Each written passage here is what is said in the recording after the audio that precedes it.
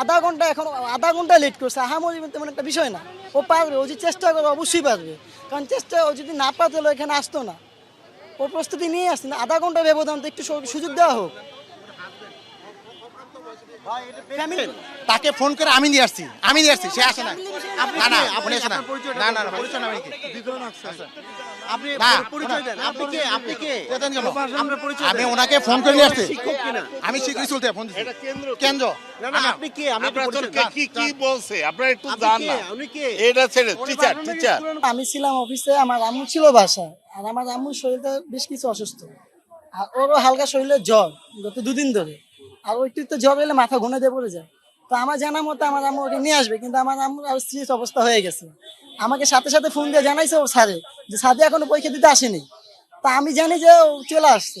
দেন পরবর্তীতে আমি বলছি কি ভাই, হয়তো আমি জানি না, হয়তো পরীক্ষা 1টা থেকে, কারণ আমি তো বুঝতেছি না কি হয়েছে। সাথে সাথে ইমার্জেন্সি আমি আমার অফিস থেকে বাসায় আসছি। আসার পরে দেখি যে ও রেডি হইতেছে, আজকে আমার আম্মু শুয়ে আছে বিছনায়। তা আমি এখন কি করবো ভাই, আমার আমার আম্মুকে নিয়ে আসবো নাকি আমি ওই না স্কুলে আসবো? সেই কারণে রাস্তায় আপনার জামও ছিল ভাই, আমি জামের ভিতরে কি করবো? স্যারে যখন কল দিচ্ছে 10:30টার মতো বাজে, আমার আসতে সর্বোচ্চ 5 মিনিট লাগছে, সর্বোচ্চ 5 মিনিটও লাগে। আপনার কে হয়? আমার ওয়াইফ হয়। আপনার স্ত্রীর পরীক্ষা আপনি জানতেন না? হ্যাঁ আমি জানতাম, আমি জানি যে আমার আম্মু নিয়ে আসবে না, তো একা চলে আসবে, কিন্তু ওরও শরীর অসুস্থ হয়ে গেছে, আমার আম্মুরও শরীর অসুস্থ, দুজনের শরীর অসুস্থ। এখন আমি কি করবো আমি বুঝতেছি না। এখন আমার আম্মুর শরীর অসুস্থ, এখন আমি কাকে নিয়ে আসবো?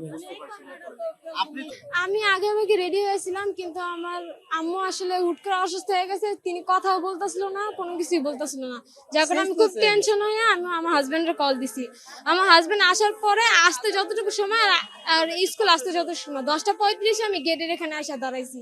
তাদেরকে অনেক রিকোয়েস্ট করছি, কান্নাকান্নি করছি, এবং আমার পক্ষ থেকে জনগণ অনেক কথা বলছি, কিন্তু তারা কোনোভাবে পারমিশন দেয়নি।